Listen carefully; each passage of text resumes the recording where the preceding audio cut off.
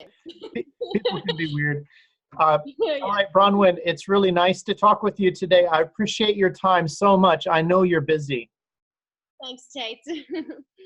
So I wanted to capture this moment because it's really great to see people who are successful get in and make that connection and start changing their lives. And I just wanted to capture this moment so that other people can sort of feel what it's like on the other side of this long tunnel where there is a light. No, absolutely. And I think when you start out in the process, it's very daunting. You're obviously worried, you're nervous, you have no idea what to expect. But what I have definitely found is that the more people talk to each other and share ideas, your problems are all the same and your challenges that you're facing are all the same. So the more people that you can speak to and network with and just chat through situations, the easier it becomes. Knowledge is power.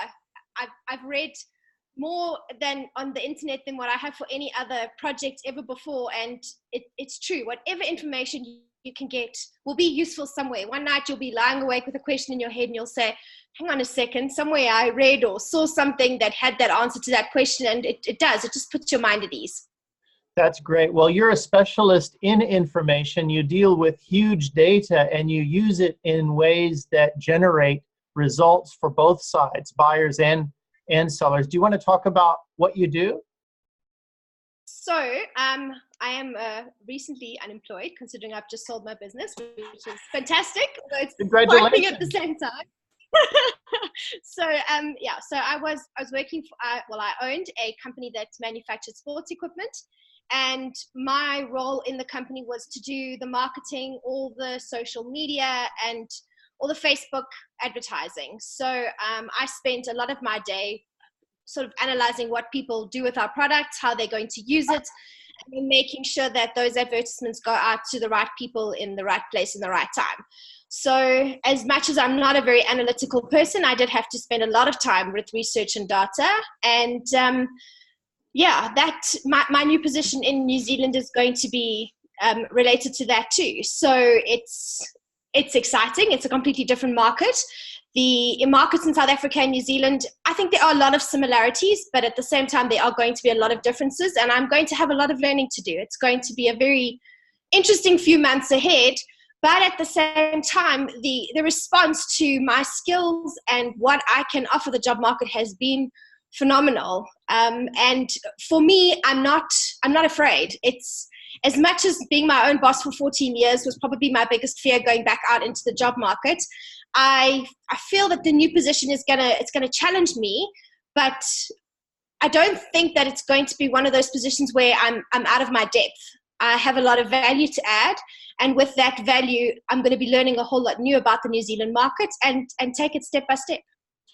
You have a profile that has a demand, as many others, and the problem that many people have are making that connection. So you did talk about using information and knowledge is power. How about in your case, how that connection started to happen, and let us have a sense of where your demand came from, how you found it, and what was the interest all about.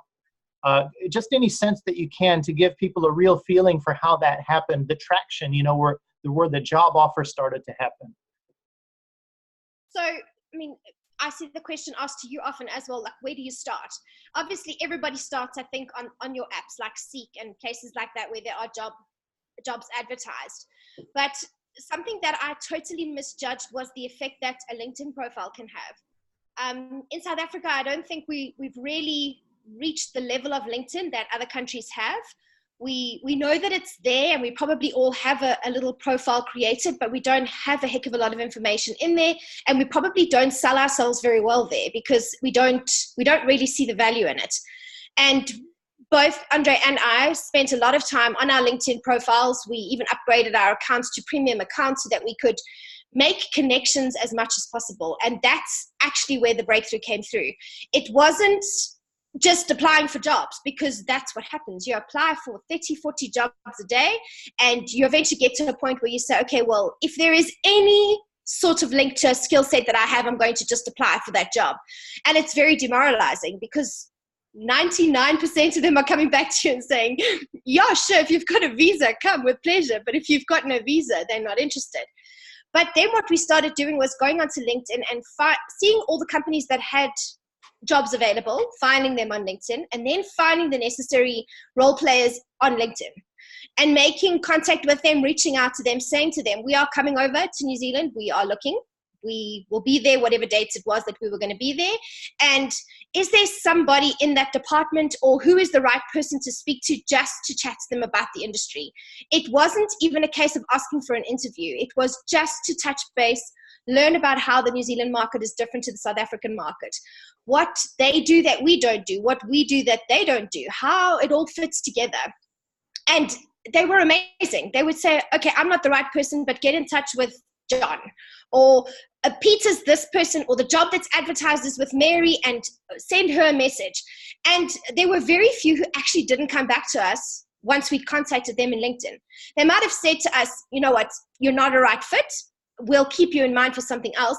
But they all responded, which compared to an email we didn't get a lot of responses to that. You'd write this beautiful cover letter, you'd spend ages on your CV, you write all this beautiful stuff to try and tell them who you are, but I don't know if they just maybe get a better sense for who you are from your LinkedIn profile.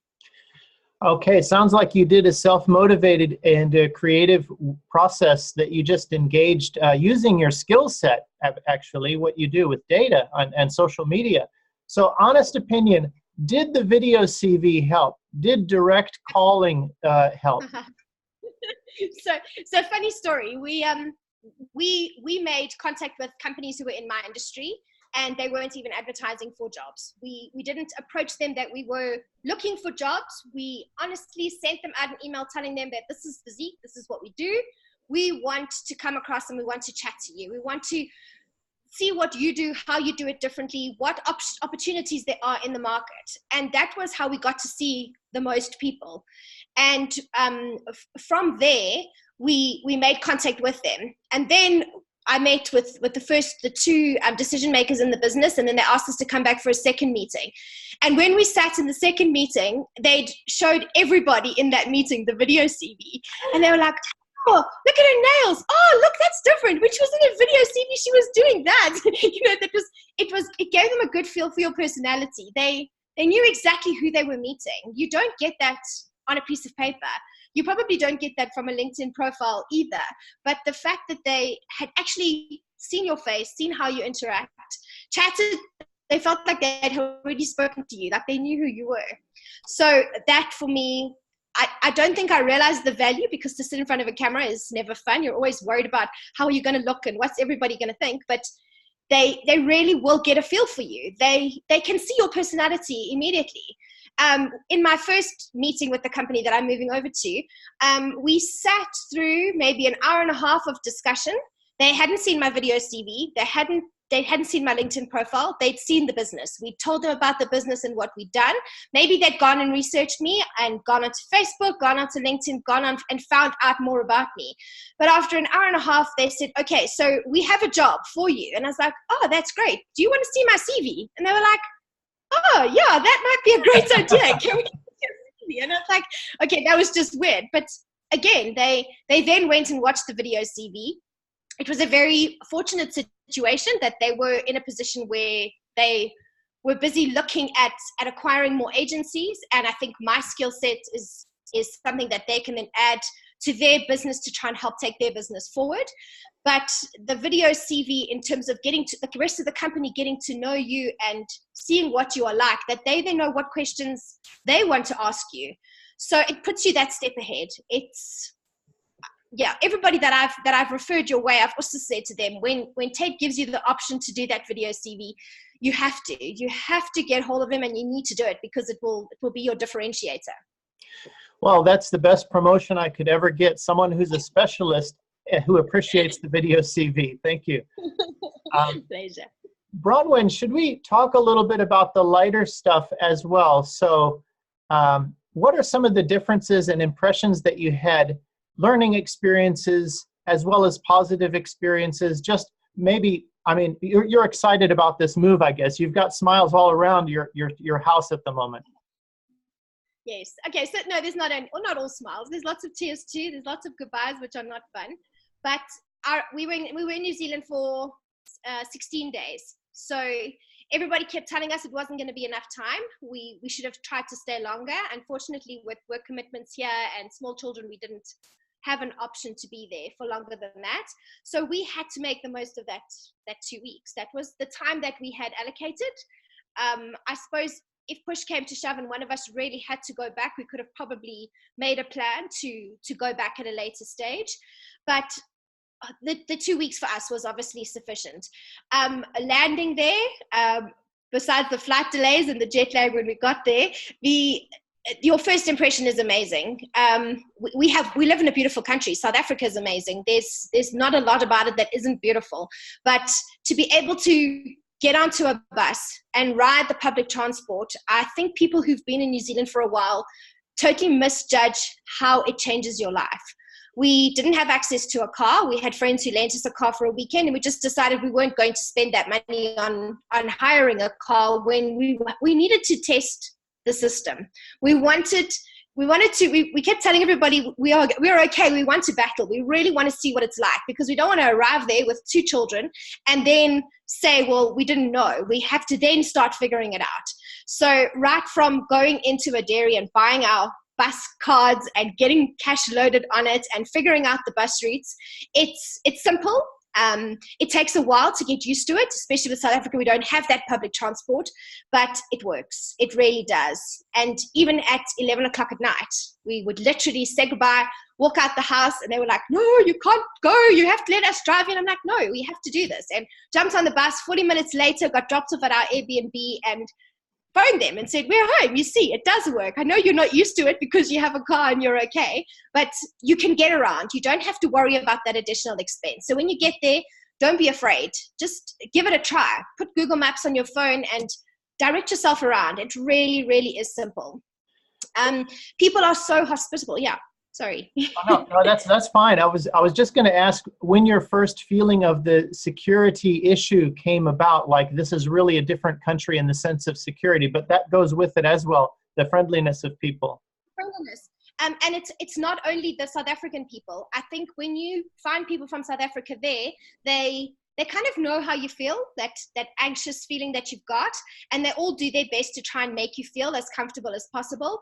But even the Kiwis, they were great. They were patient. They would answer questions, and at no stage did they make you feel like the questions you were asking were stupid. They understand that you're coming from a country that's very different.